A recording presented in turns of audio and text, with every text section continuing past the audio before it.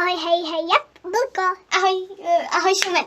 Takže tohle je naše druhé video a taky to bude na obou kanálech. Nenahoře? No, spíš zahrada. Tady tohle je tak... U babičky je chata, tohle je taky chata. Tohle je chata, ale jinak jezdíme na zahradu, baboj. No, takže tohle je naše chata, ne babičky. A u babičky. U babičky mám taky chatu, tohle je naše chata. A určitě jste si všimli, že tady jsou, koukněte se na předně, jo. Je to hezký a můžeme ještě dělat dole.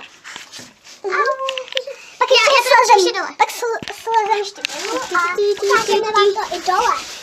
Ajaj, trošku velká výška. Počím. To byste vůbec chtěla nechtěli slyšet, že jo? Co je dělá? A možná vím, ty já se hrozně, mi hlavně takhle. Aha. Až slezu trošku níž, Tak mi tady musím držet. jo. Pojďme ho jenom pak. Jo, a nenatačí své.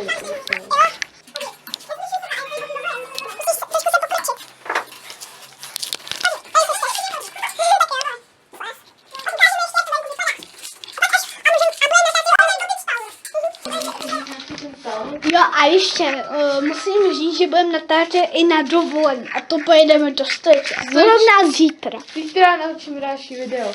Třeba jak jedem, ale to jen chvilku. Jo.